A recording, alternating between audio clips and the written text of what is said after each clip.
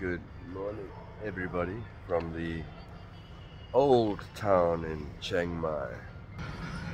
Now, the old town is everything that is within the square moat, the 1.6 kilometer by 1.6 kilometer square moat. It's called the old town. It's been around for a long time. But I want you to focus on what we're looking at here, or what I'm looking at as an architect, as an urbanist, as an individual that's interested in helping us in South Africa find a way in which more people can find a way to live that is enabling them to have a better life, that they can work, that they can sell this stuff, that they don't have to be stuck in transport the whole day, that it's easy to get around. And it has a lot to do with the way in which we visualize our cities. So here people can work downstairs and live upstairs. There's a lot less, there's evidence when I look around me here, there's a lot less evidence of controls telling people what they can't do. So we have in South Africa and in Port Elizabeth, and I'm not saying this doesn't happen here in parts of Thailand, but in this part of Thailand that I'm looking at now, it is not victim to those kinds of zoning controls, land use restrictions. Because land use restrictions are put in place. What are they? They are rules enforced by legislation, punishable by all kinds of court actions that require you to not build your building too high, to not use it for a certain thing. So here, a little coffee shop slipped in here, but in South Africa, if your zoning scheme doesn't permit you to have a business, if it's a house, then you're in contravention. You'll end up in front of the courts, going to jail or having a terrible fine imposed on you, ultimately. My question though is, sure, my friends, and I'm going to pick on my friends that are town planners, both those in private practice and those, excuse my cough, those that are working for the city and the government. They would blame the system.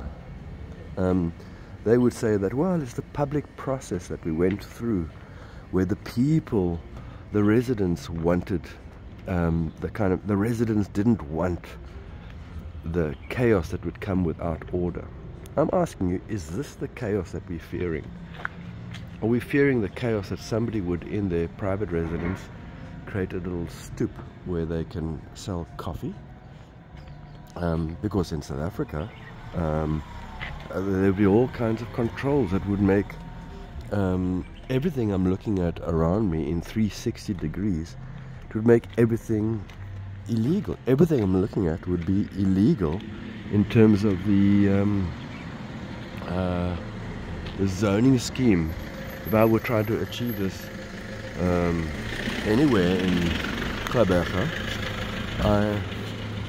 I wouldn't be permitted to do so. So look at this beautiful little Sunday. What is it? It's a breakfast brunch corner.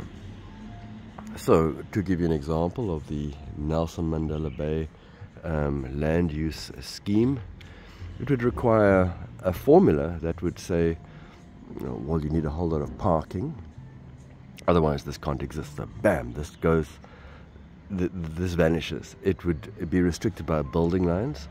It would probably require you to have some kind of a restriction of bulk. So this is illegal. And what is so terrible about this? Why are we outlawing this? What is it that this is doing that is so terrible? What are we afraid of? And I'm picking on you, my town planner friends, and I'm going to name you. Ndaba, Johan, and those of you that work at the municipality, Alan, you are great people. You are thinking people, very intelligent people. And you say it's not you, it's the process, but there are individuals that are guiding this public process. What are we fearing here? Why are we making illegal what could be beautiful environments like this? I'm not saying there's not problems. I mean, this is problems. There's hardly anywhere to walk on the street. If I had to come with my car, I couldn't park. It's not going to be ideal for everybody. But then there's different places and different spaces. And we kind of figure it out. I mean, Thailand is not a backward, undeveloped country. It's a country with a whole lot of cars, economy a little bit better than South Africa's right now. GDP per person, kind of like $7,000 a year. South Africa something like 6,900. They're very close. There's a hotel. Somebody's built a hotel here. Right in a little narrow street like this. You can't even get a I mean, this is narrower than a normal driveway. So the roads and transport people at the municipality would just make this illegal, to make this vanish. It'll make this not to happen.